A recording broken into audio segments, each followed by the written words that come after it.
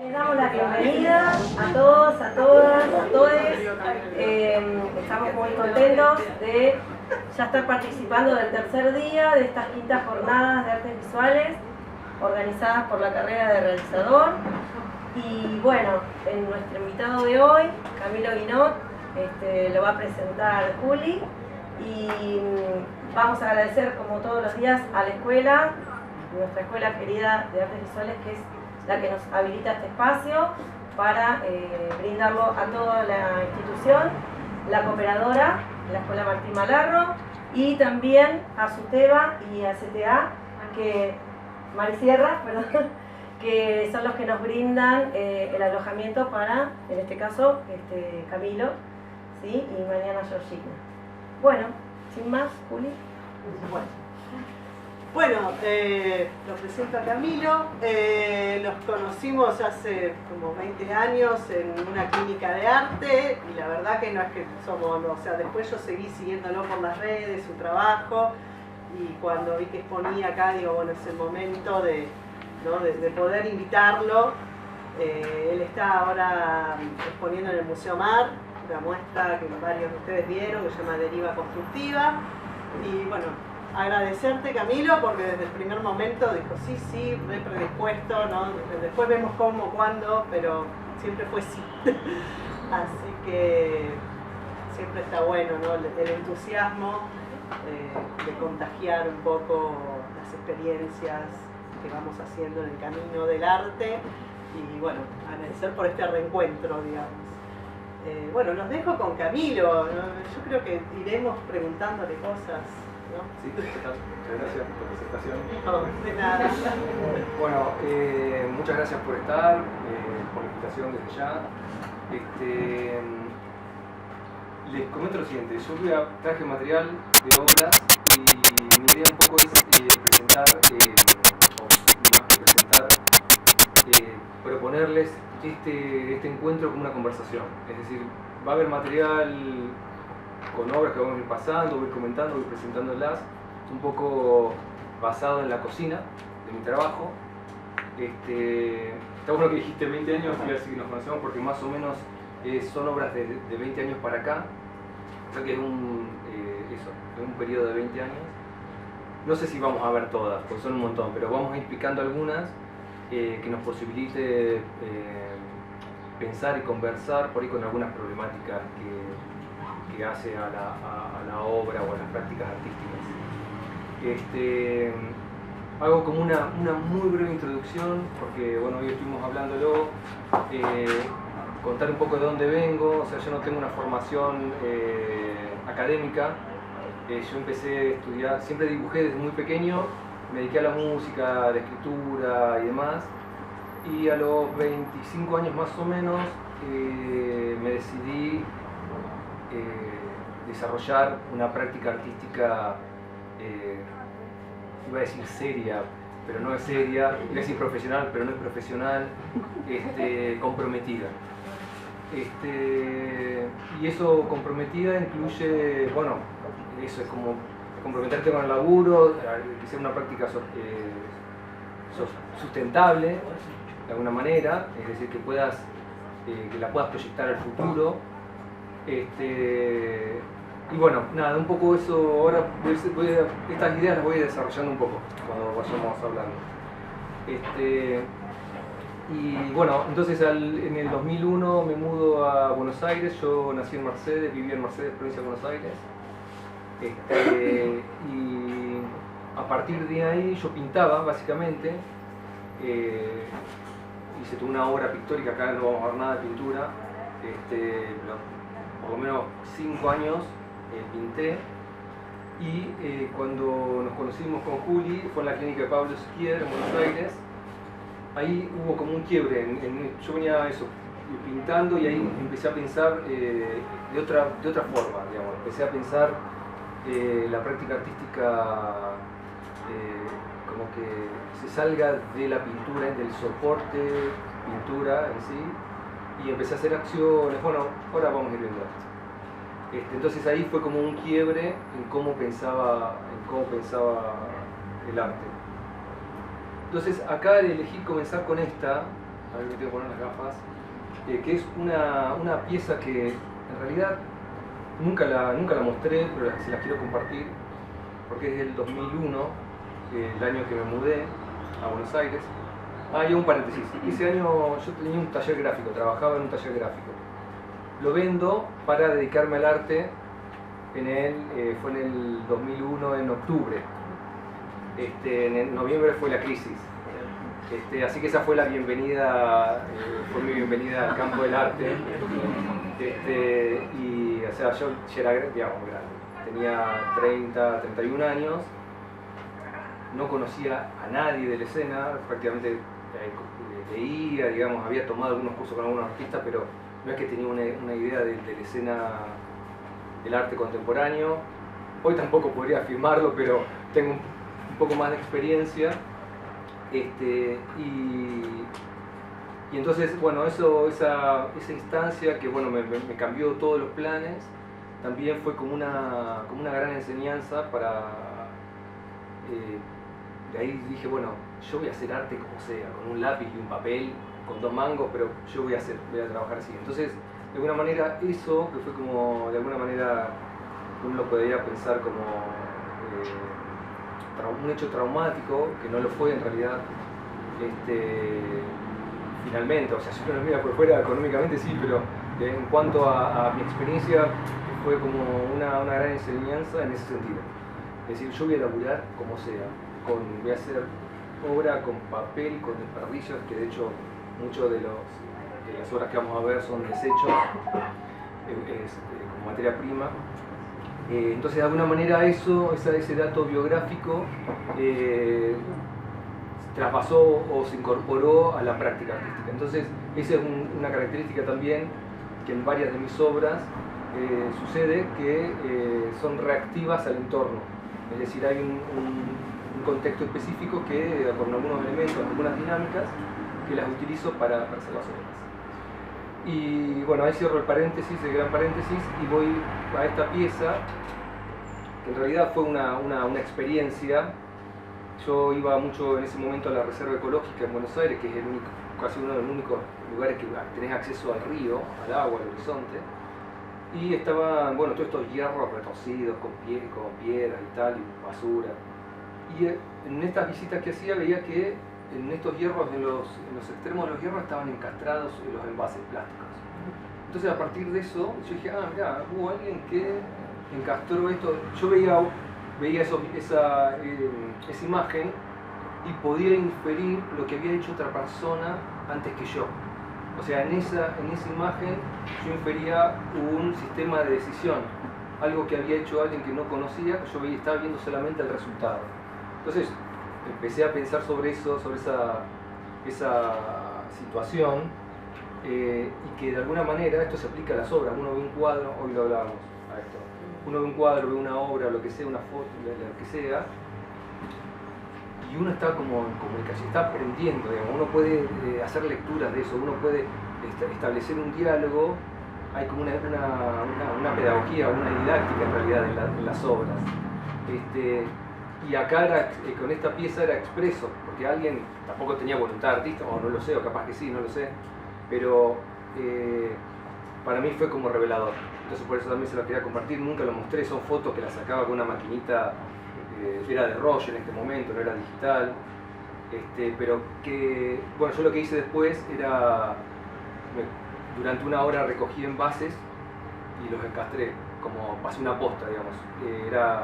Alguien lo había hecho, bueno, yo también lo iba a hacer y lo iba a dejar para el que viniese atrás. Entonces, bueno, un poco en esa línea era esta pieza.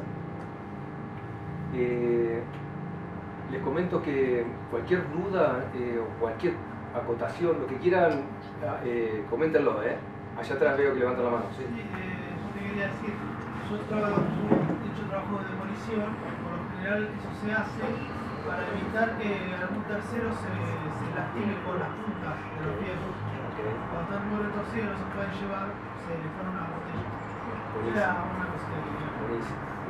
Buenísimo. Bueno, ahí también eso está bárbaro, porque una acción que tiene una finalidad como esa, que alguien no se accidente, puede venir en fenómeno artístico.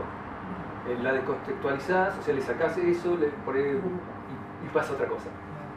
Entonces también esos desfasajes también me súper interesan. Y de hecho vamos a ver algunas piezas que funcionan, bueno, ahora vamos a volver sobre eso. Después hice esta, a ver, bueno, también la pasamos rapidito, esta fue en los bosques de Palermo, hay unos lagos allá en... Ah, ahí está. Sí, no puedo hacer foco. Y lo que hacía,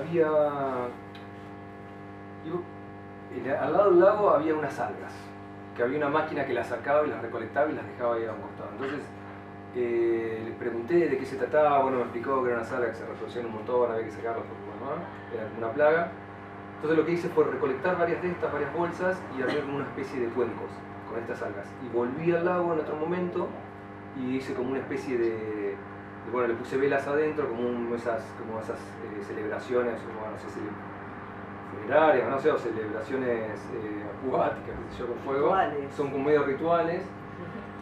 Entonces convoqué por los diarios que iba a suceder eso, entonces bueno, 20, 30 personas acudieron y lo hicimos. Entonces también acá había algo como la idea de ciclo, algo que estaba, las algas que eran desperdicio, que a alguien no le servía, yo las reconfiguré materialmente y las resignifiqué y armé esa acción, y las algas volvían nuevamente al lago, entonces se daba esta cosa circular y digamos existencial también, que en varias de las obras sucede.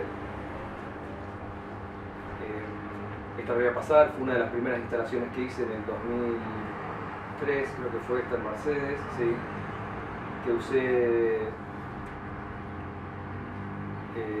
huesos de animales para hacer esta esfera, pero bueno, esta la voy a pasar. Esta fue mi primera instalación. En realidad, después de esa crisis del 2001 que les conté, que no tenía plata, no tenía nada, conseguí un galpón. Entonces empecé a desarrollar instalaciones. Entonces también les cuento esto y me detengo acá por cómo mis obras, mis obras están en función del contexto. En este caso tenía un galpón, tenía espacio, bla bla bla, entonces la obra se expandió. Previamente a esto, o después no, en realidad después de esto, después tal vez un año estuve con ese galpón, me mudé a un monoambiente donde era mi taller y mi vivienda, entonces empecé a hacer escultura en miniatura. Entonces es como todo, siempre la obra está en función del contexto. No les traje nada de eso, pero trabajé con uñas, bueno, en fin. Esta la voy a pasar, son esculturas como el 2007. Esta la voy a pasar. Es porque no, hay mucho material y quiero ver. En todo caso después podemos volver si hay algo que les interesa o me dicen stop y la detenemos. Esta me voy a tener un toquecito porque esta también fue ahí en Mercedes. Acá trabajé por primera vez que mostré estructuras con ramas. Entonces utilicé las sillas de ahí del museo, hice como esta estructura.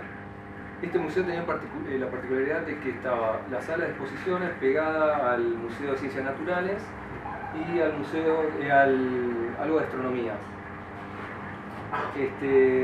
Bueno, nada, les cuento esto porque en realidad todo esto era para la otra obra de los huesos, pero acá en este caso trabajé con la rama de la poda, o sea, hubo una recolección y la realización, la reconfiguración espacial. En este momento unía las ramas con cinta adhesiva. Entonces esta muestra se llamó Delta y había 3 instancias formales. Una de las ramas, otra la reconfiguración con las sillas que estaban ahí, en esa sala, de hecho cuando no había muestra estaban estas sillas. Y busqué un montón de envases, que es ese arco que se ve allá al fondo, el verde, son envases plásticos que también los encintaba y tenían como este diámetro, unos 40 centímetros de diámetro, y armé como un gran arco. Entonces uno ingresaba como de aquel lado a la sala, llegaba a este laberinto y desembocaba en este aljibe, digamos, no sé qué, tenía como eso, como entradas y salidas. Por lo menos yo un poco pensaba en ese momento con la idea de Delta, en ese momento estaba un poco en crisis con mi obra porque yo venía dibujando, bueno, yo les conté que había estado pintando, había abandonado la pintura, hacía objetos, me había empezado a hacer instalaciones. Entonces en un momento era como, muchos no entendían una goma que estaba haciendo, ni para dónde iba, y como, que a mí también me pasaba, porque yo tenía intuiciones, decía, esto me interesa, pero por ahí no sabía exactamente qué era lo que quería decir. Eso, no sé, como con el tiempo se van asentando, decís, esto es por tal cosa.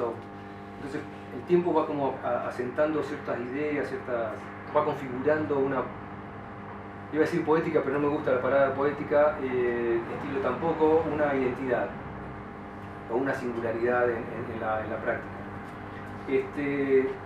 Y entonces en ese momento se me vino la idea de delta, como que era el mismo caudal de un río que se empieza a ramificar y se va formando como islas, que son distintos brazos, pero todos provienen como de ese mismo caudal. Entonces eso de alguna manera me tranquilizó, porque era como que todo lo que estaba haciendo, ya sea el formato que tenga, provenía como de la misma, como de esa misma fuerza también, no sé, o de esa misma dirección, como de ese mismo vector. Y eso me empezó a tranquilizar. Y había gente por ahí que no... Porque no sé si a usted le pasa, pero hay como una cosa que la venimos acarreando ya de muchos años, como que tenés que tener un estilo, un discurso. A mí me sucede que eso está bueno siempre y cuando esté respondiendo a una necesidad interior, como decía Kandinsky, que sea legítimo ese deseo y esa búsqueda, y vos, bueno, te metiste un estilo y querés quedarte ahí, bueno, dale que va. Pero si no, en un momento termina siendo una cárcel. Entonces me parece que nosotros como artistas, nosotros y nosotras, eso, por lo menos a mí me pasa que lo tengo muy presente. Porque, por ejemplo, sucede que en un momento trabajé con galerías, había unas piezas que eran objetuales, tipo cuadro, que se vendían, las llevaba a ferias afuera, todo. Y en un momento todo ese material se empezó a agotar para mí, pero era realmente lo que se vendía. Y fue como una disyuntiva, dejar de hacerlo o cómo, porque las otras obras que a mí me interesaba hacer no tenían salida, o no encontraba, no entraban a los premios, no a las becas, esto, aquello. Y bueno, en un momento produje en paralelo, como entre todas las líneas de trabajo que estaba haciendo, estaban esas, que eran más objetuales, que creo que no traje nada acá. Y bueno, en este momento, como les decía, es como me relajé un poco. Dije, bueno, ya fue. Vamos a hacer lo que tenga que ser, si funciona, funciona, pero el punto es que yo esté tranquilo, que uno tiene que estar tranquilo con lo que hace, por más que siempre tenés dudas y tal, pero decir, bueno, ok, hoy es esto. Hoy lo di todo en estos términos, con los 2 pesos, bueno, lo hice rendir, con lo que sé, tal. Así que bueno, un poco esa era como la lógica o la posición que tomé hasta el día de hoy. Esto no me voy a detener, tal vez si después a tiempo eran fotografías. Bueno, acá hay un detalle. Esta es una fotografía impresa, es digital, pero está dibujada también digitalmente. Esta es del 2008, 2009, hice 3 copias.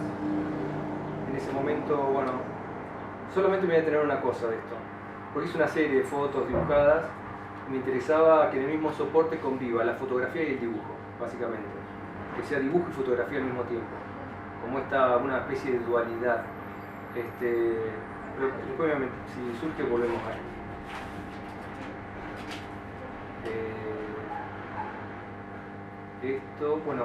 Esto lo voy a comentar un chiquitín. Este es Música de Baño, fue un proyecto que invitaba. Yo además soy músico, o sea, hago canciones, me gusta cantar y eso. Ahora no estoy haciendo proyectos de música, pero siempre sigo tocando y demás. Y eso también fue una gran disyuntiva, decir, bueno, ¿me dedico a la música o me dedico a las artes visuales? Y en un momento dije, bueno, no podía hacer las 2 cosas a la vez, por una cuestión de tiempo, energía, recursos y tal. Entonces me dediqué a artes visuales a full. Hice un dispositivo que invitaba a artistas visuales que se dedicaran a la música. Los invitaba a tocar dentro de un baño, a puerta cerrada. Le ponía una cámara adentro, ponía equipo de música afuera con un televisor. como si fuese un circuito cerrado. Entonces hacían un recital, el público escuchaba afuera. Como cantar en la ducha, ¿no? Pero bueno, ok, porque el baño tiene una acústica pero impresionante. Impresionante. Entonces, a mí me cierran el baño, pongo taca y grabo porque suena increíble. Bueno, no vamos a entrar en el terreno escatológico, quedémonos en lo artístico. Y esto se edita. Ya corté. Muy bien, atento. Y entonces lo que hacía era, ahora, bueno, eso hoy no sería un problema ya, digamos, el tema de esto de la dualidad, decir, sos músico, no, vos podés hacer mil cosas, si tenés tiempo, energía, ganas, lo haces. Pero en ese momento yo lo vivía un poco traumático, porque no estaba insertado en el medio de las artes visuales, era uno de los primeros años donde empezaba a tener como cierto reconocimiento, cierto incipiente reconocimiento de la escena, como fue el programa que hicimos con Gustavo, que era una beca para durante todo un año trabajar con artistas, bueno, de todo el país. Entonces en ese sentido tenía algunos conocidos, yo empezaba a ser amigo de colegas y así, pero también era un trabajo muy solitario. Entonces invitaba a músicos. En esta foto está Matías Dubil, que es de acá, con sus hermanos, que tenía en ese momento era la banda Príncipe de Gales. Fue alumno de acá también. Fue alumno de acá, ¿no es cierto? Sí, exacto. Sí. Matías. Compañero nuestro. Ok. Y bueno, ahí tocó, después invité a otros músicos, ¿no? Ahí en el Roja fue Galindo y Mateo Amaral, después lo hice en Tucumán, hice varias versiones de esto. Y un poco como poniendo en juego o en acto este conflicto que yo tenía interno con la música y con las artes visuales, y decir, bueno, ok, armo el dispositivo, invito a otros y los pongo ahí adentro a ver qué sucede.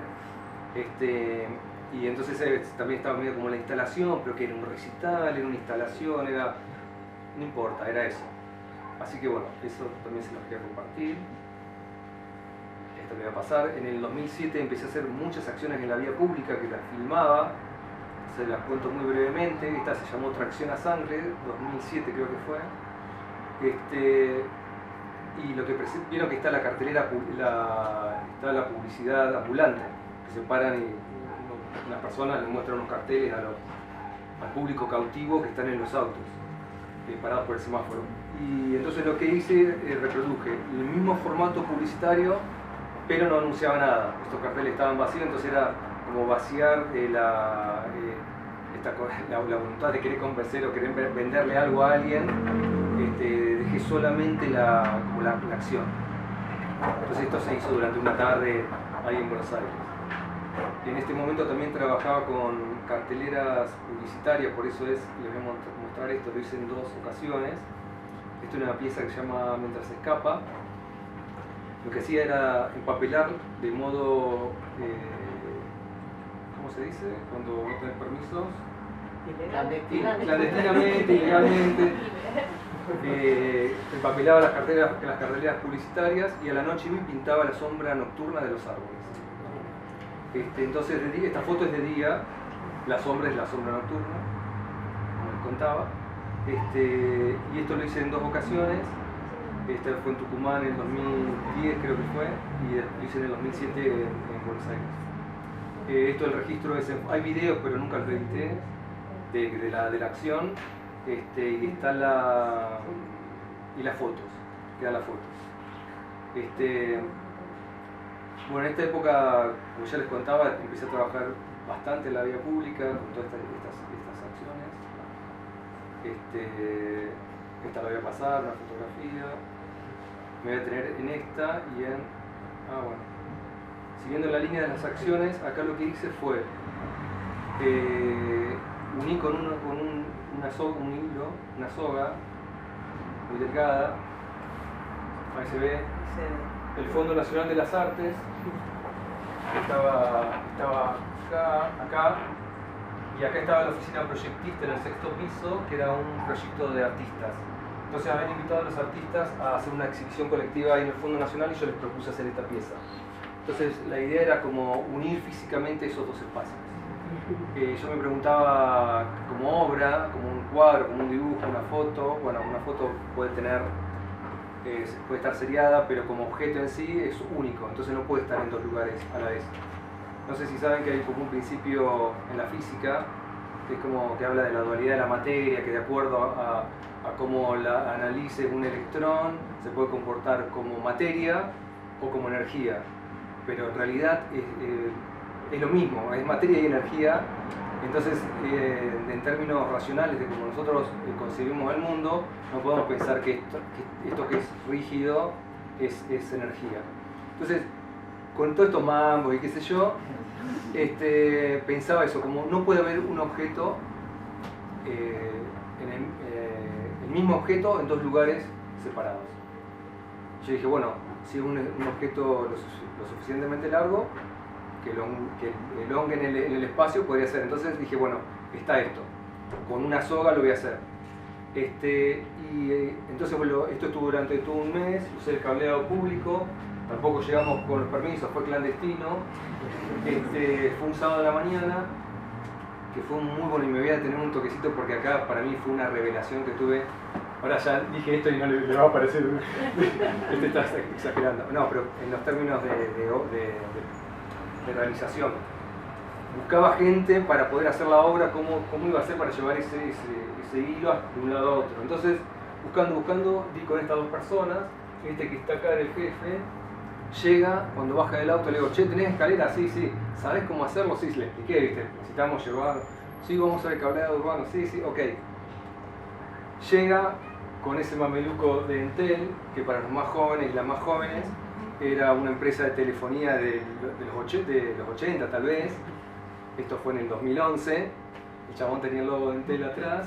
Se baja del campus, baja con la escalera, pone esta escalera. Ahí salimos del fondo, acá, pone escalera, sube, le engancha de arriba ese aire acondicionado.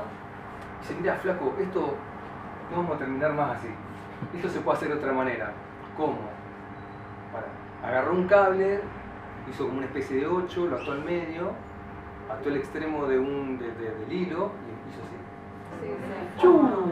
Tiró una boleadora, empezó a hacer, iba por los cables. Son 1, 2, 3, 4 y la... Y yo dije, vamos todos presos. Bueno, algunos eran las marquesinas pegaba, de hecho en el video está, que no le embocaba, la marquesina era vertical y había este espacio, ¿viste? Le tenía que pasar por acá. Y le golpea la marquesina. ¡Bum! ¡Bum! ¡Bum! A la tercera, bueno, pasó. Y yo digo, no, vamos todos presos. Yo estaba, bueno, dije, ya fue, ya estaba entregado. Hasta que de un hotel ahí a la vuelta, sale una gente del hotel y dice, están poniendo fibra óptica. Yo ahí me relajé, dije, ya está, ya fue.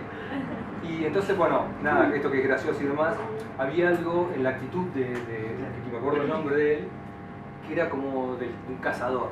Era como la idea de cuando uno, algo primitivo, era muy primitivo lo que estaba haciendo, era extremadamente eficaz y determinado. Entonces para mí la actitud del chabón para mí fue un flash. Seguridad, digamos. ¿Cómo? La seguridad de la acción y de tengo que hacer esto, cumplir el objetivo. Esto se hace tuvo así, acá, esto se hace así, vamos. ¿Viste? Es legal, bueno, no sé, tomó precaución. Podría haber salido mal también. Yo internamente decía, bueno, esto puede salir mal. Entonces estuve todo el día al lado de ellos, viendo a ver cómo iba todo y iba a responder. Pero, entonces bueno, ahí estuvo como en un borde, este tipo de piezas estaban en ese borde que también tenían que asumir un riesgo. Yo decidí tomarlo ahí, pero bueno, sí, puede haber salido mal. Bueno, después hice un poco otra acción en Tucumán. Esto lo voy a pasar. La voy a pasar. Bueno, acá llegué a esta pieza que es, si fuera en el Museo Mar, esta fue en el 2015 en el Recoleta, en Buenos Aires.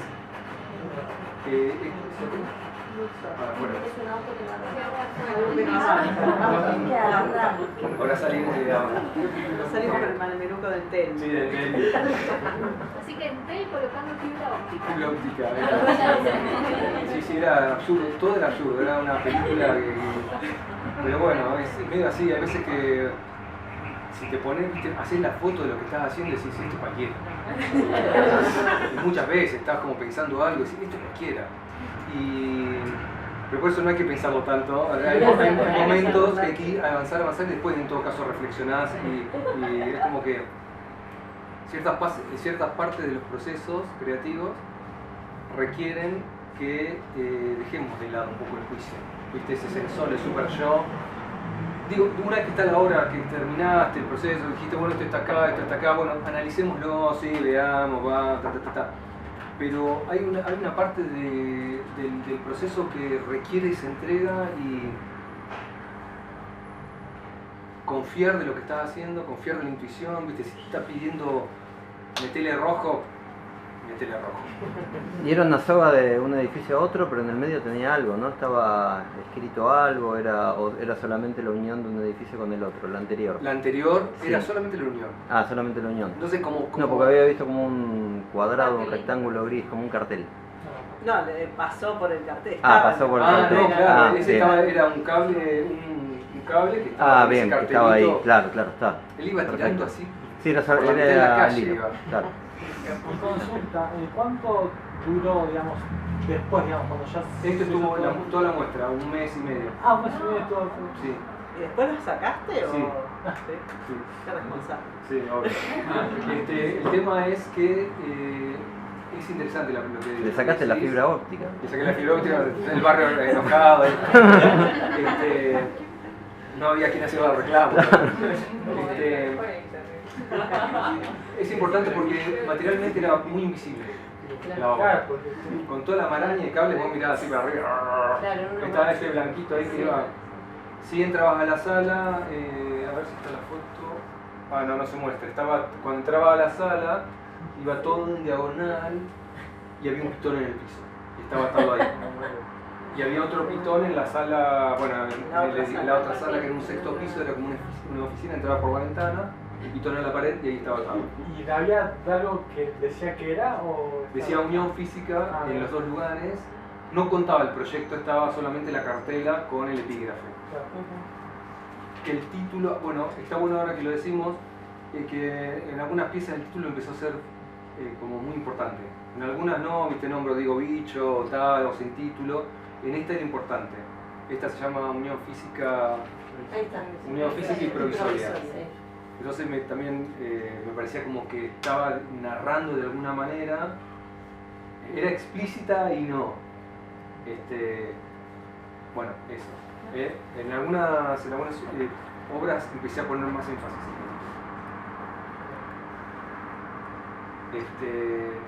Entonces, bueno, como les contaba, en esta fue la poda, utilicé ramas de la poda, siempre en todas las que son estas instalaciones escultóricas son ramas de poda, o sea, no corto árboles para este proyecto. Un poco la idea es pensar de cómo lograr suministros del entorno, como les contaba,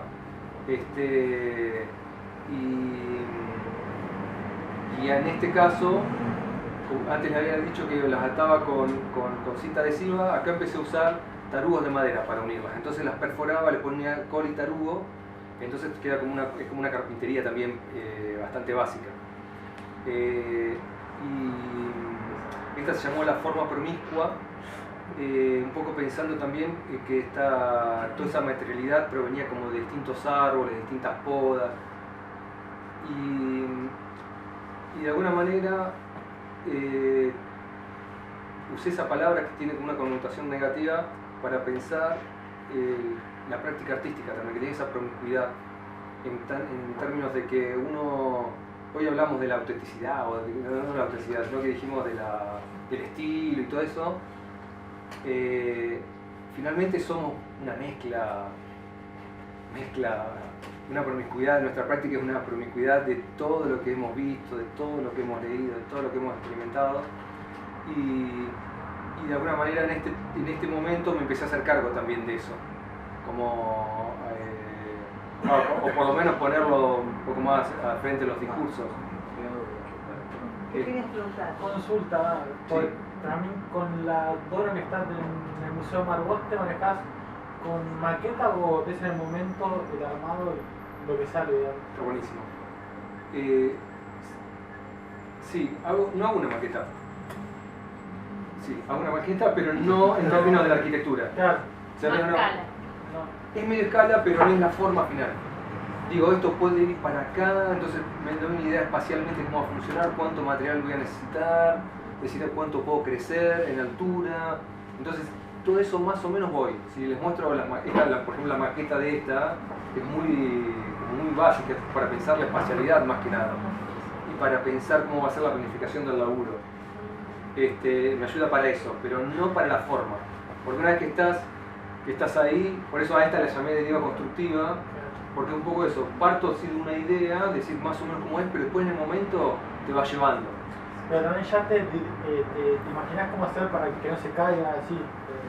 Eso también, ¿no? No, eso sí, está como en primer lugar. Sí, porque Eso Pero como... esa es la maqueta, ¿no? Claro, sí, sí, Como para el eso también. sistema. Sí, no, por la maqueta, no, está bien, pero para que no se caiga la estructura y eso es en el armado.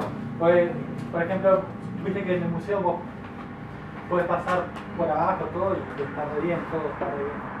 Sí, sí, Claro, hay- te va a caer. Claro, de eso, exacto, no hay una seguridad, no hay, bien armado. tuvimos especial énfasis, yo incluso quería algo más inestable, pero viste, a la hora de priorizar seguridad y estética, le priorizamos la seguridad, en la otra caso no, pero en esta sí.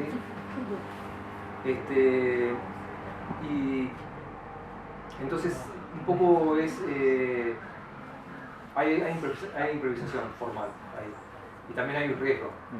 Pero pasa algo que con ciertos procesos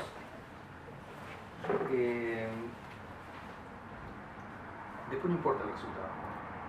O sea, importa que empiece a funcionar, como establecer ciertos parámetros, sí, elegir esos parámetros, como configurar esa experiencia y que empiece a accionar. ¿Y qué te lleve? O sea, si yo acá, por ejemplo, tomando esto que les estoy contando, en la muestra acá, si yo tenía 2 semanas más, iba a ser otra forma. Porque ¿viste? Ahí mismo se van ocurriendo cosas y dicen, ay, si vimos esto así, asá, pero requiere tal cosa. Bueno, te lleva más tiempo, material teníamos, nos faltaba tiempo. Y así si tenemos un mes más de trabajo, la obra va a ser otra. Entonces hay algo que, por eso son como sistemas, yo empecé a entender eso, que hay obras que son sistemas que pongo a funcionar y el factor tiempo es crucial. Y recursos. La gente también, vos ahí te ayudó gente o lo Acá hiciste trabajé con un vos solo? equipo de 5 personas durante 12 días de jornadas tal vez de 8 horas. Sí. Esta la hice en el EAC, en el Espacio Arte Contemporáneo de Montevideo. Esta fue la primera vez que hice a la intemperie. Fue el mismo sistema, fui con 2 del equipo que hice el Recoleta. Y teníamos allá una persona más que nos ayudaba. También fueron 12 días consecutivos de trabajo. No, y previamente ya estaba clasificado el material y todo. Llegamos y tuvo que realizar, pero es el mismo principio y el mismo principio que acá.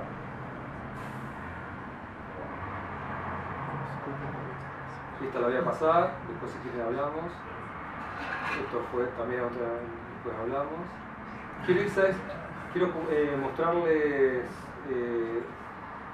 por ahí piezas que no estén tan cerradas del todo. Bueno, esto es lo que les contaba del hilo que unió el Fondo Nacional y la Oficina Proyectista. Hubo una convocatoria en realidad fue así. Cuando lo hice en el Fondo Nacional en el 2011, yo dije, lo tengo que hacer en Rosario con el Museo Castagnini y con el Macro. El Museo Castagnino y el Macro son la misma institución. Si vieron que se dice Museo Castagnino más Macro. Pero son 2 museos completamente distintos, están separados por 3 kilómetros. Y uno es de arte contemporáneo y el otro como, no sé, más... Sí, de Bellas Artes. De Bellas Artes. Y dije, lo tengo que hacer ahí. Hubo una convocatoria para hacer intervenciones públicas, presenté el proyecto. Obviamente lo traje acá, traje esto porque eran los bocetitos iniciales de cómo pensaba, con un hilo rojo, qué sé yo, que salía de allá, que iba también por altura. Bueno, el asunto es que lo aprobaron al proyecto. ¿Qué pasó? Hubo un montón de problemas en cuanto a la ordenanza, el Boulevard Oroño, que era ese por donde iba, que es todo de verde, qué sé yo, que es el lugar, que va todo por acá, es este que está acá. no podía tener nada en el aéreo, que no sé qué, era un bardo, o sea, no había modo de conciliar, fuimos por todos lados, no había modo, pero habían aprobado la obra del museo, o sea, ¿no? Las gestiones con la municipalidad eran imposibles, y bueno, ahí hubo un tema, modificaban la obra o no se hacía, que eso es un poco también lo que me pasa con muchas obras. Finalmente las modifico porque quiero que existan, por más que no sean en los términos que las pensé, que serían las condiciones ideales, pero sí que existan porque se inscriben de alguna manera en todas tus obras, y puede dialogar con la escena, digamos, con el resto de las obras, con la circulación, la satisfacción del que el proyecto se realiza, no queda frustrado. Total. Entonces es preferible, eso también fue como una negociación, que vaya al 50% pero que exista. Y acá lo mismo, entonces ¿qué fue? Esto iba a ser 15 días, iba a estar instalado. Originalmente duraba ese evento en Rosario, se llama la Quincena del Arte, que se va a hacer ahora, todos los años se hace, 2 semanas. Y me dice, mirá, lo único que conseguimos es el domingo de 10 a 1 de la tarde hay un evento que se llama La Ciudad Abierta, Saludable, qué sé yo, que cortan todo el bulevar, no hay autos, podemos hacer la intervención durante esas 3 horas, durante esas 3 horas unimos y vamos por todo. Bueno, vamos. Salieron corriendo los 30 kilómetros. A 3. Y bueno, dije, está bien, vamos con eso. Iba a ser finalmente fue una acción, no fue una acción e instalación. Fue instalación de 3 horas. No, menos. Claro, el tiempo que te llevó. Porque después había que recoger todo el hilo. O sea que llegar y retirar. ya había que retirar. Claro. Entonces, sí, o sea, la instalación que estuvieron unidos habrá sido de minutos. Claro. Sí, pero bueno, era preferible eso a que no existiera. De hecho, hoy estamos hablando porque existió, si no. Entonces, en ese sentido también es como que bajé como esas expectativas en cuanto a la idea de la obra, ¿viste? Como una la piensa y dice, esto va a ser, no, ya está. Que se haga y veamos cómo. Y con lo que hay, lo óptimo, vamos a optimizarlo. Bueno, ahí está, cuando estamos uniendo bueno, yo me había imaginado que iba a ir con un carretel. Me consiguieron un carrito, el hilo me lo trajeron en cajas. Entonces, bueno, eran todas cuestiones que después, bueno, uno lo ve y es simpático aquello, no sé, tiene su personalidad. Pero a lo que voy es que son variables que yo no las decidí. Yo establecí parámetros para diseñar esa experiencia y después hay variables que me van excediendo y que, bueno, obviamente tengo que incorporarlas. Y después condiciona la obra o le da la identidad a la obra. O sea, ahí está en el 6º piso, en la columna del macro, ahí está el macro, bueno, no sé lo que estaba bajando, salimos con el carrito, todo por el privar. Hubo que hablar con la escuela de arte allá, arreglamos con los estudiantes y las estudiantes que nos ayudaran a estar apostados en cada una de las esquinas para que la gente no se lleve puesto hubo que hacer eso, entonces claro, fue terrestre, no fue aéreo. Claro, fue todo por tierra. Claro. O que alguien pasara en bicicleta, entonces también había que prever eso. Entonces éramos como un ejército de 30. Todo de negro, ¿viste? Así, ¿no? Entonces también ahí lo que hicimos fue una serigrafía, como una especie de contraprestación por el trabajo, por estar ahí ayudando. Así que bueno, esa fue. Y lo que hice, esta obra ahora este año entró a la colección del Museo de Macro. Porque hay un video, están las fotos y hay registros, todo esto que les mostré, los bocetos y tal. En un momento hablé con ellos, porque esa me la financiaron ellos. Yo les dije, che, esta obra tiene que estar acá. Yo se las dono, se las doné. Bien. Claro, el registro, digamos. El registro es el registro. Es todo, bueno, no, y el hilo. Tienen toda la bobina, allá la bobina. Bien. Porque por ahí la quieren hacer en el futuro, bueno, en fin, no sé. Ya Cuando está. sean más accesibles. No, por ahí se repite la, no sé, después No se se verá, sabe. después se verá, pero tienen todo el material allá. Por ahí contar un poco cómo es el museo del macro, que los chicos por ahí miran la imagen y no conocen lo El Museo del Macro, que capaz que la... que es un espacio recuperado. Son esos hilos, a ver si se ve. Creo ahí, que esta Son 6 pisos. esta se ¿no? ve. Ahí En está. realidad el museo es solo esto. Esta parte. Solo esta parte, son creo que 6 o 5 pisos Sí. y acá está la reserva en esta parte. Claro. Y ahora están haciendo algo y ahora no sé qué hay. Y tiene un ascensor del otro lado. A ver si no, son todas las salas acá Todas ahí, sí. y esta parte de acá. Sí. Y es un museo que debe ser del 2000, creo que el 2003 o por ahí, que ya se asumió como o se inauguró como de arte contemporáneo. Es un museo que yo lo adoro, digamos, yo amo Rosario, me encanta. Y todas las veces que puedo, y bueno, hice un montón de cosas en realidad. En estos 20 años que les contaba, por una cuestión u otra, hice residencia, hice tuve muchos apoyos de la ciudad y de la provincia de Santa Fe. Entonces también me parecía que como que estaba bueno que esta pieza estuviese en el museo, y por todo ese apoyo que me habían brindado, fue como una especie de retribución. Y para mí también me reconviene que la obra alguien la pueda pensar después y la pueda seguir. Bueno, hoy lo dije, lo vuelvo a decir, como que se inscriba de alguna manera en una colección. También es eso, se va inscribiendo. El día de mañana, qué sé yo, alguien por ahí la va a ver, si le interesa, y la va a revisar, y que si la tengo en casa no pasa nada de eso. Entonces también, sobre todo en este último tiempo, como que empecé a poner más énfasis en eso también, en cómo circula la obra, también ver este tipo de piezas que son por lo general en video, que por ahí están seriadas. No tengo problema de donarla si es una institución pública. Entonces, bueno, nada, eso también es algo del último tiempo, pero se los comento porque no me lo planteé nunca, y en este último tiempo sí, me lo empecé a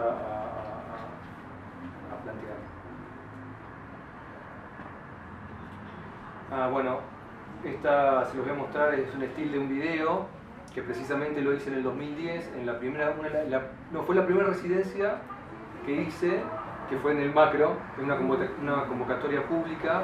Eso te da una beca para ir 15 días a un pueblo, a San Javier, en Santa Fe.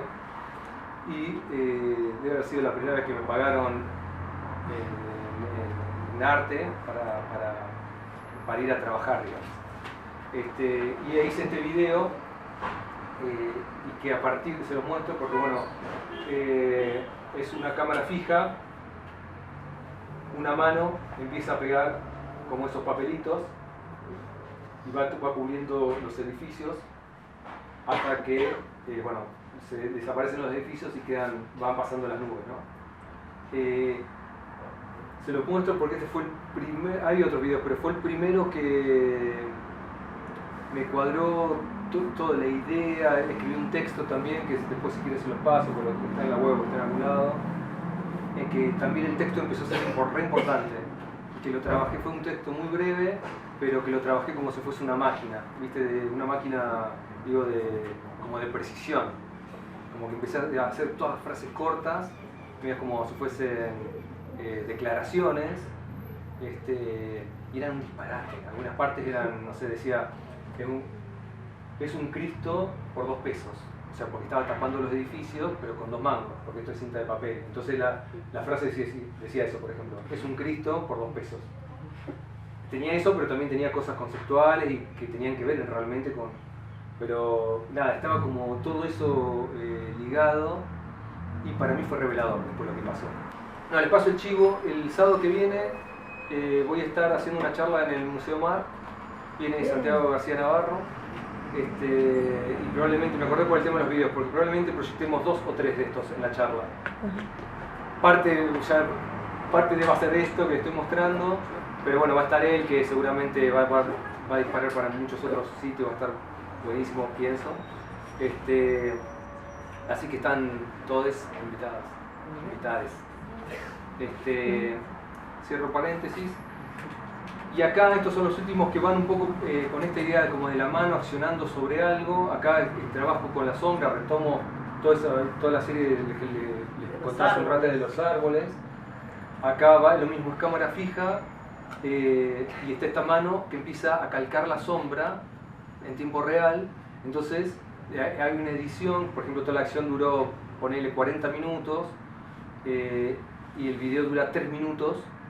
Entonces se va viendo cómo se va desplazando la sombra y cómo se va dibujando, va apareciendo un dibujo sobre eso. Porque es la luz natural, digamos. O sea, se la va luz del moviendo sol, la sombra. claro. Claro.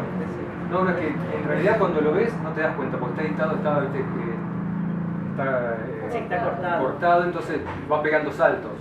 Pero vas viendo, viste, que la mano se va moviendo Y la sombra también. Claro. Entonces de alguna manera era esto como la imposibilidad de detener el tiempo también, ¿no? Uno va a tratar de fijar algo que esté en permanente movimiento y esa como una especie de utopía que me parece que también está presente en esta vitalidad o en ese pulso que nos hace indagar cosas y qué sé yo, pensar todas estas cuestiones. ¿Les quería decir algo más sobre esto? Bueno, ya me pareció. Nada, pues ya me pareció. Esta fue una pieza que hice en Montevideo en el 2019, creo que fue. Claro, pre-pandemia, la inauguró el viernes y el día siguiente decretaron la pandemia. De hecho me agarró allá, tuve que volver de raje antes que cierren todo. Lo que hice fue también es un video. Son los fotogramas, esa es la primera y esta es la última. Lo que hice fue empapelar la superficie cúbica de la sala, incluyendo el techo, con unos rollos de papel y pegaba, o sea, fui cubriendo completamente la superficie cúbica y después fui retirando y plegando. Entonces la idea era como ese espacio, como simplificar, digamos, el perímetro de la superficie y reducirla a su mínima expresión, como una compresión del espacio, imaginaba. Esta no me acuerdo cómo le puse de título. Espacio intermedio creo que era, o algo así. Pero un poco también pensando, bueno, cuestiones espaciales básicamente. Sí, se relaciona un poco con eso de los con los de las sogas, ¿no? Pero esto ya pensando como la superficie, como todo lo que nos rodea, si se puede, eso se comprime, porque es así. Este es el video y la sala es la misma sala, es esta que está acá, que son celdas. El espacio arte contemporáneo era una antigua prisión, entonces cada una de estas celditas son salas de exhibición. Entonces estaba el monitor acá atrás está el monitor vertical mostrando el video y acá en la mitad de la sala hay una tarimita con el papel. Entonces de alguna manera el espectador cuando estuviese en la sala estaba en el medio del espacio plegado y el espacio real de donde había surgido ese espacio, como una doble no sé qué. Y bueno, eso. Y después, a ver, quiero ver, acá vienen dibujos, factotum. Miren, no les voy a mostrar mucho más, les voy a mostrar este último dibujo. No se ve bien, acá, no sé si puedo ampliar. Pero igual no tiene tanta definición.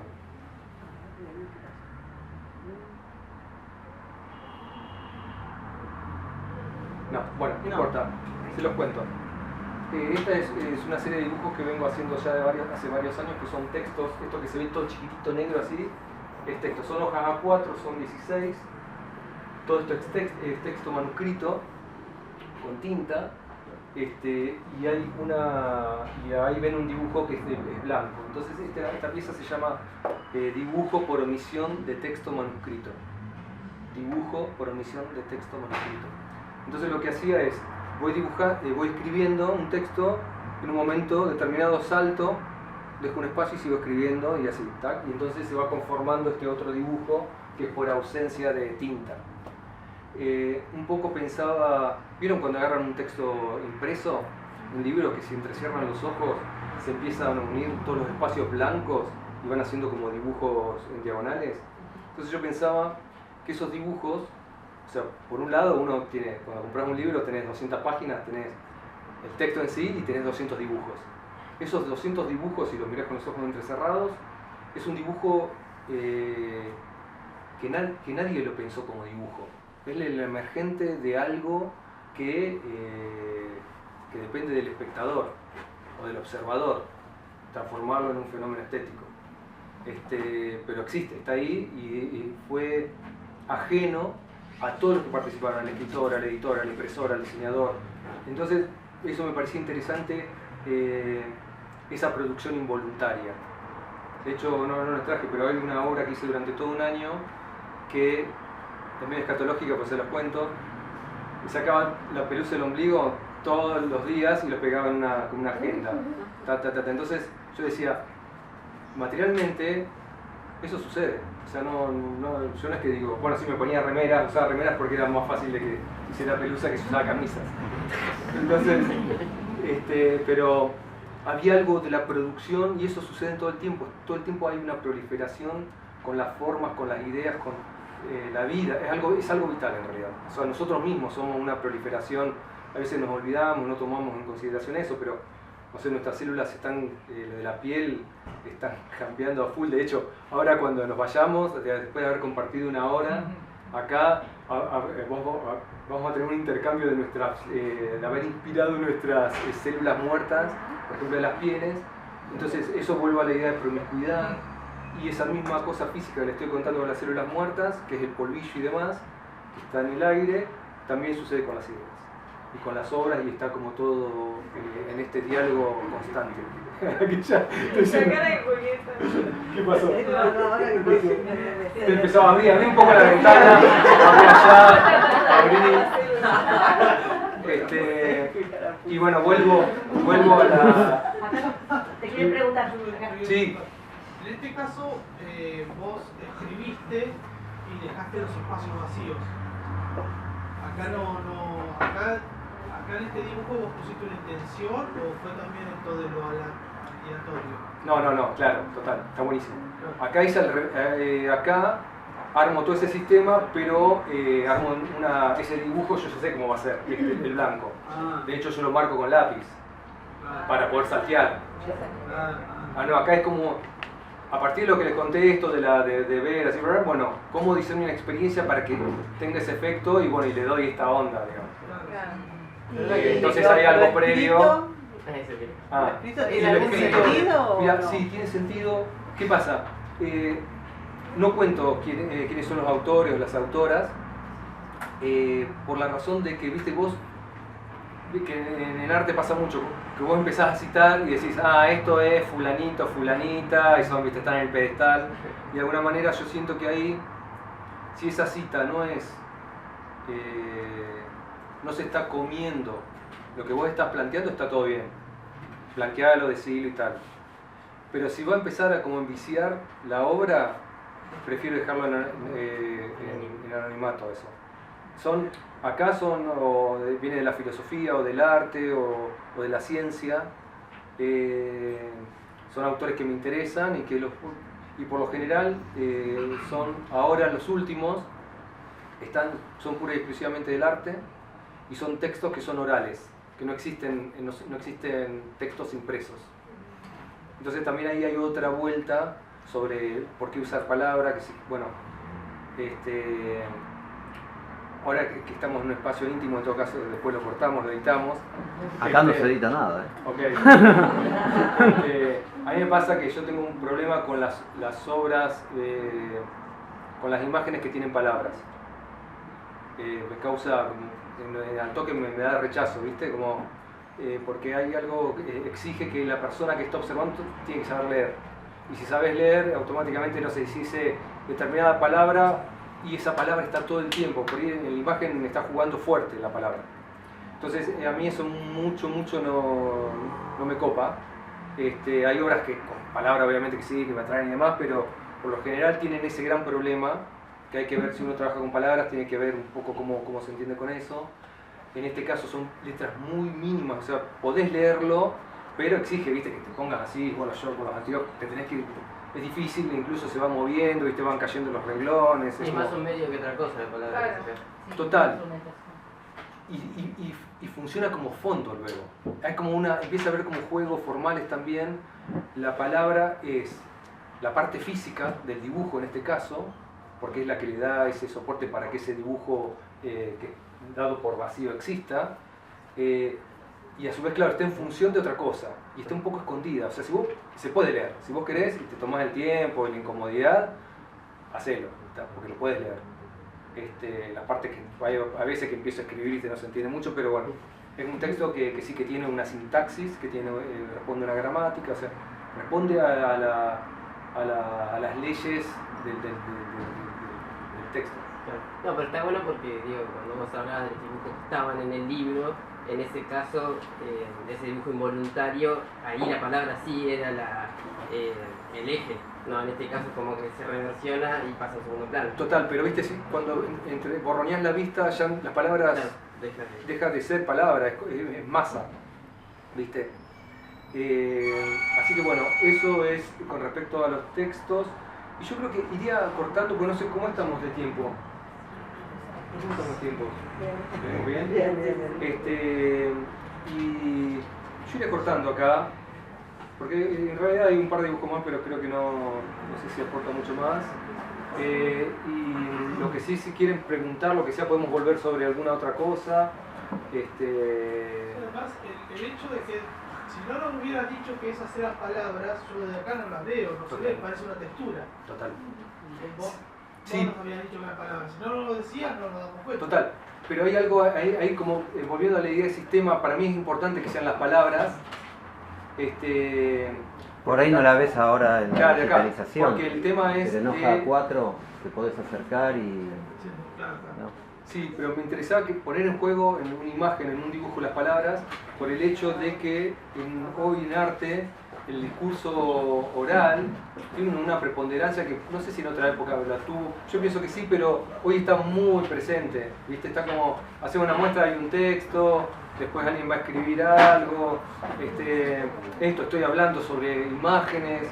Entonces hay una instancia, está como muy, la parte discursiva con imagen está como muy implicada y se van confundiendo. Entonces en ese sentido quería presentar una pieza que realmente ponga en juego estas cuestiones. Bueno, así que no los abrumo más. Si tienen preguntas o quieren comentar algo, es el momento. Sin temor. Yo me quedé con una pregunta de las obras esas que hiciste de instalación con maderas, de las primeras esas que eran tipo construcciones, no, las que están más arriba. No, porque sí, esta y esa, porque de acá desde la foto también, porque la foto no lo capta bien, que es madera, pero parece que son hierros retorcidos. Ah, ¿viste? O si era tu intención esa de simular que es una cosa que no es. Está bueno porque vos cuando yo hacía estas esculturas chiquititas con madera, que la pasamos hoy muy rápido, fue en 2007 más o menos, son maderitas, palitos de fósforo, después están pintados. Esto tendría este tamaño. Yo quería hacer con hierro.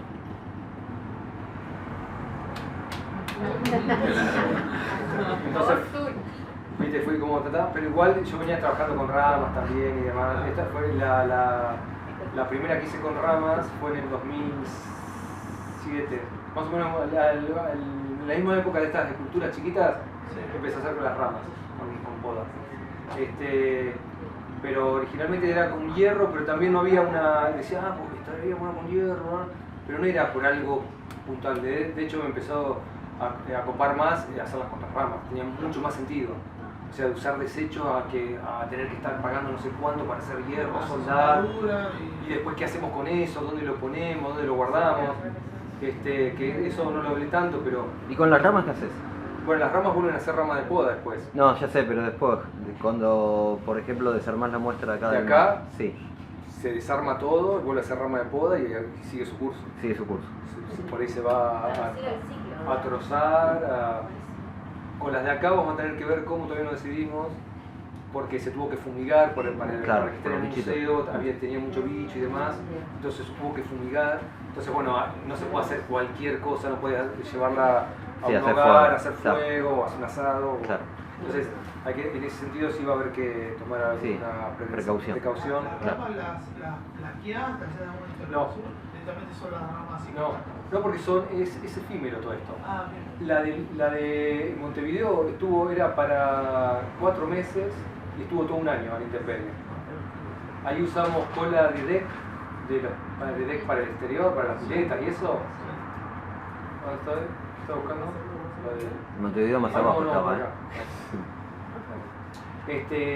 y se bancó todo un año en la intemperie.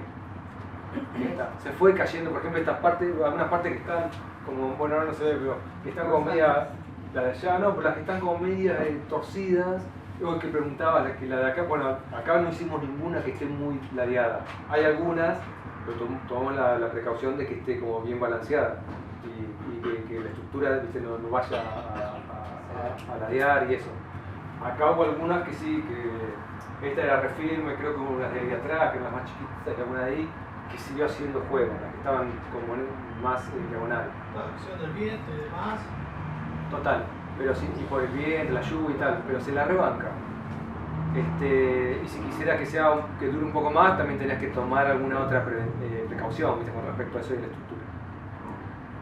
En el museo la idea de la iluminación, ¿la pensaron, la trabajaste? O sí, cómo mi idea era sí. que no tuviese sombra, no proyectara sombra. Sí.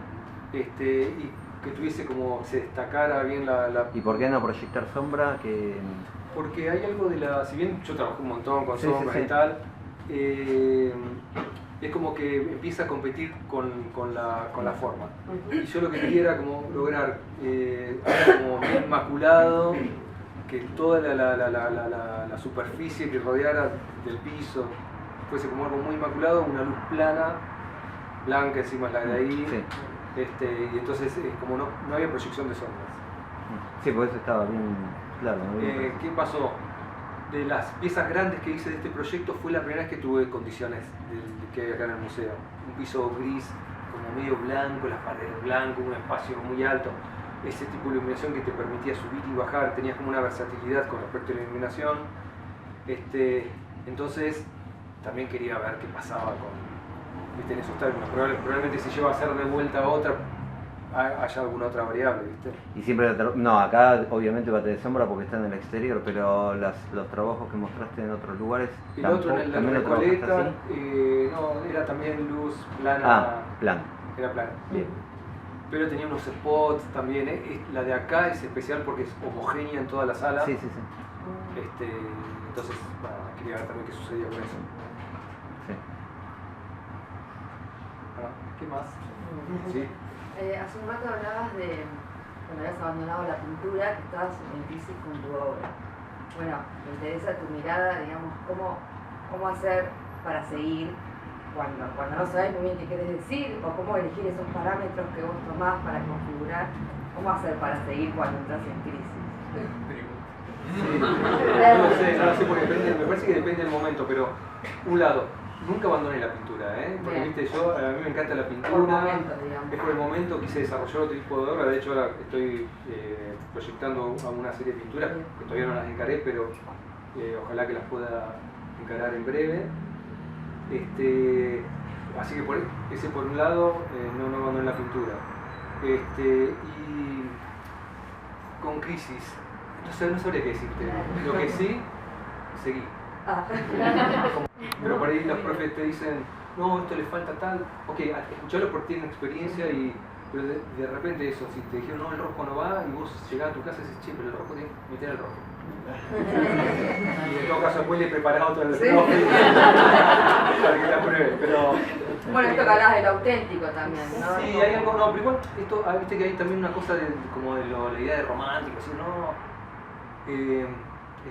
igual me estoy metiendo en un borde muy delicado porque es muy personal, en cada momento es distinto, todo el tiempo surgen crisis, ¿viste? Superás una y te viene otra, entonces estás lidiando en realidad, porque de alguna manera... En la deriva constante. Por un lado sí, y por otro no. Ese es el tema, es como eso. Los alemanes tienen un término, es una sola palabra, que es el balance fluyente. Yo creo que es eso un poco, como que es algo dinámico. Y que, bueno, hay días que estás como, viste, te levantás y dices, te estoy haciendo es una porquería, no le encontrás sentido, obviamente sucede eso. Pero lo que te diría ahí es que no te des con el látigo, primero y principal, porque necesitas estar entera para lo que sigue, digamos, si eso no te está ocupando ahora, ahí hay algo que va a estar en la otra obra. Entonces, siempre es así. Es como peldaños, ¿viste? Sí. Lo que estás haciendo por ahí decís esto es una porquería, pero es una posibilidad y una oportunidad de aprender ahí. Entonces decís, bueno, ¿por qué es una porquería? Ah, porque le falta esto, no me gusta tanto, ok. Entonces, ¿cómo sería la otra versión de esto? Entonces, yo digo, dejar el látigo, la autoflagelación. El autoboicot también. Total.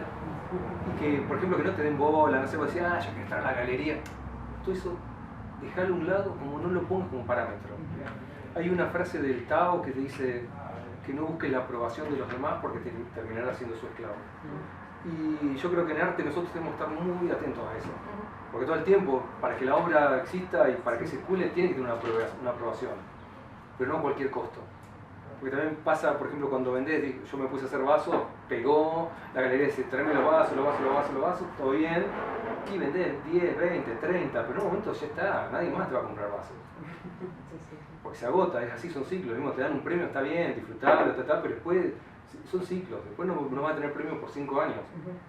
Entonces, yo diría como no estar tan pendiente de eso, sé que es difícil todo esto que estoy diciendo. No, pero es importante porque también la carrera de realizador implica también tener que no auto boicotearse y seguir, sobre todo en los tiempos, en el mundo en el que vivimos, es pareciera como que para los artistas y para la gente que trabaja en el arte es como, bueno, muchas cosas malas, pero me parece importante porque a veces es como, bueno, ¿a dónde seguimos? O después terminamos visto la carrera, ¿y qué hacemos?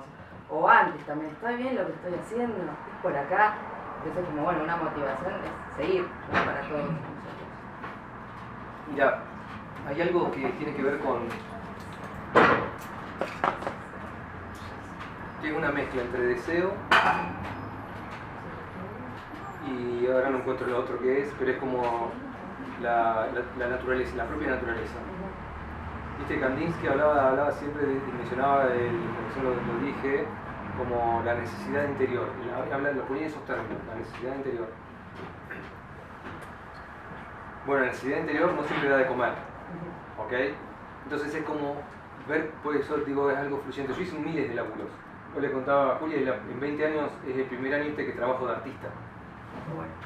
Pero que también yo no sé cómo sucede, no sé.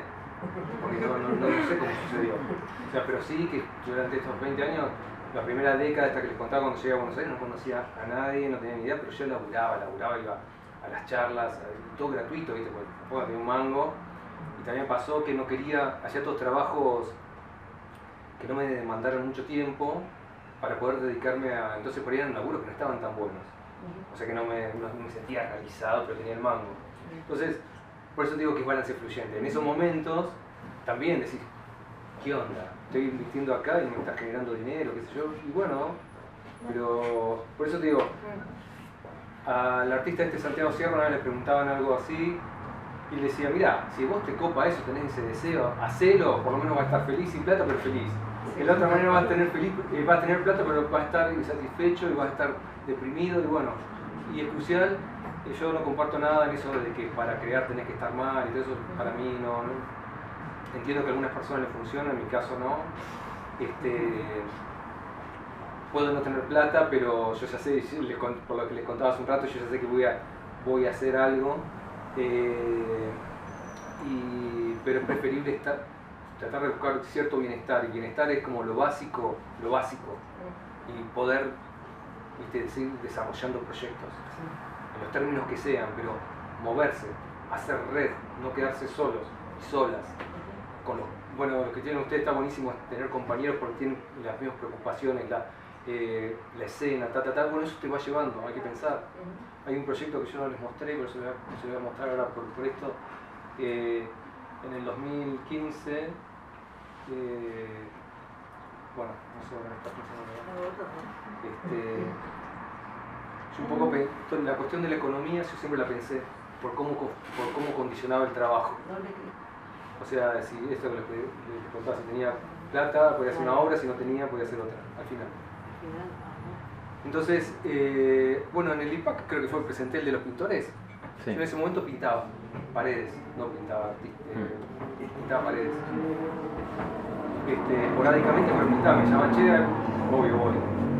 Y entonces decía, en el IPAC lo que hacía era inventar un servicio, se llamaba SIP, Servicio Integral de Pintura, que trabajaban artistas visuales que trabajaban como pintores de brocha gorda. Entonces la idea había armado todo un sistema que ese servicio era un servicio cotizado como un servicio para pintar paredes, no como arte, pero estaba financiando el tiempo de los artistas, porque el artista iba a pintar una pared y con esa plata iba a ir, iba a pagar la expensa, qué sé yo, iba a comprar pinceles, bla. Entonces de alguna manera me parecía que había hecho unos gráficos donde hacía el circuito del dinero, entonces venía como... No lo tengo acá. ¿Vos te acordás de eso? Sí, me acuerdo. Nunca lo puse en práctica. Te iba a preguntar eso. Y no, quedó todo en teoría. Proyecto.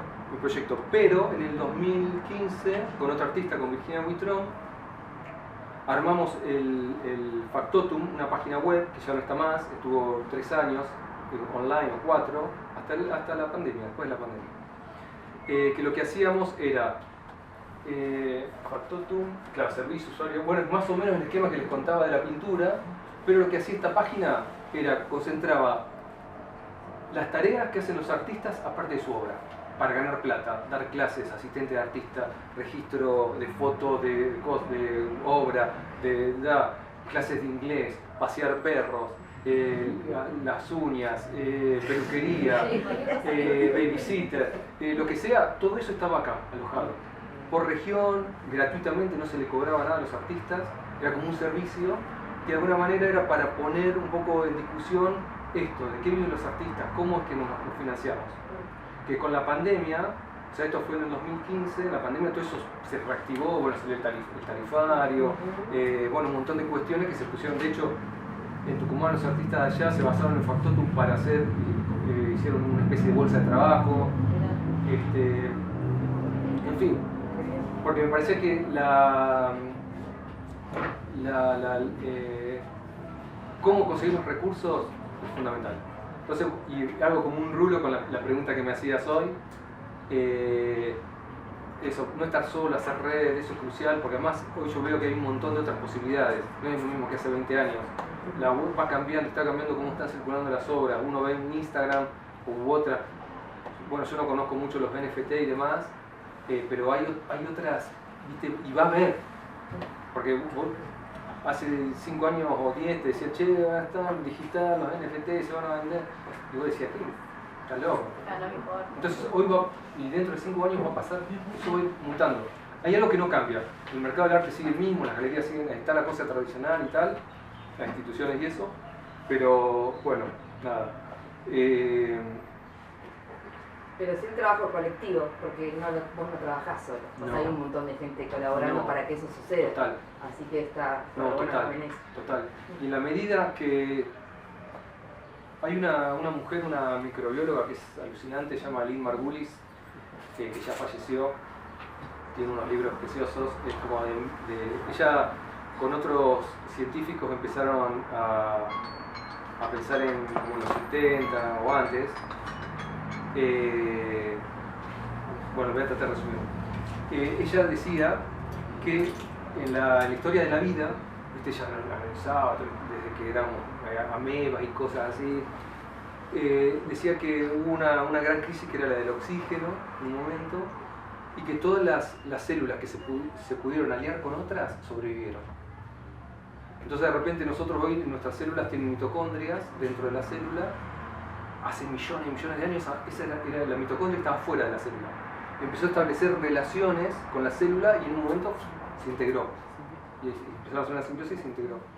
Y ella decía, todas las especies a lo largo de la vida que no se aliaron con otras especies, desaparecieron. Solamente las especies que se aliaron, que tuvieron la capacidad de aliarse con otras especies, sobrevivieron. Neuronalmente también, según nos cuentan, pasa lo mismo en la red neuronal, ¿viste? Cuanta más sinapsis suceden, cuantas más conexiones se dan entre las neuronas, la red es más poderosa, tiene mayor capacidad de reacción a lo nuevo, a los problemas y tal. Socialmente pasa lo mismo. En el campo del arte pasa lo mismo. Cuanto más red tenga, más posibilidades tenés de accionar y de generar cosas. Entonces, eso, o sea, lo afectivo, lo emocional, es crucial. Es crucial. Y sí, conectarte con todas las cuestiones que vos querés las personas, los lugares que vos sentís que te van a hacer bien. Que nutren. Que te nutre, esa es la palabra. Los lugares que vos sentís que te nutren, que aportan, ahí, es por ahí. Esa es como la brújula. Por más que estés triste, por más que no haya salido tal cosa, tal otra, pero es por ahí. Es mantener, es buscar eso.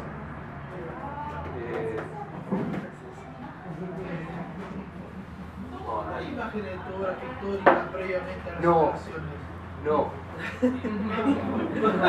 No, vos sabés que, es más, no, es que la obra pictórica no mostré nada. Cuando me mudé a Buenos Aires hice una sola muestra que eran como, usaba esténciles como unas caritas que reproducía y después pintaba arriba, bla bla bla, pero nunca me terminé de amigar con eso. Todas esas pinturas están en Mercedes, en la casa de mi vieja. Experimentaba mucho con mucha materia y con cosas, no sé, medio entre abstracto y además, antes de estas caritas que te digo, por ejemplo, ayer me preguntaban si trabajaba la madera, yo no tengo ni idea, o sea, yo veo, aprendo haciendo.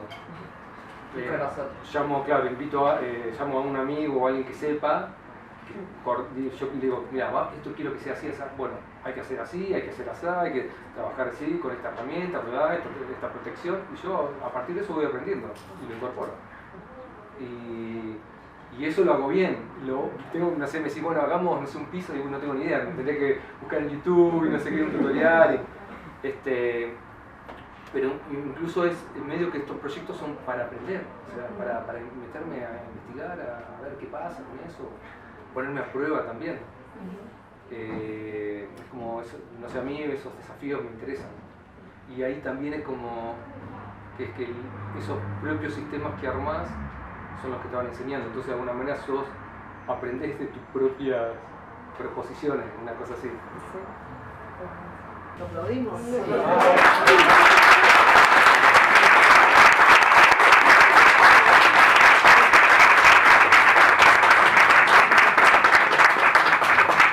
Bueno, muchas gracias por la paciencia, por estar, así que muchas gracias.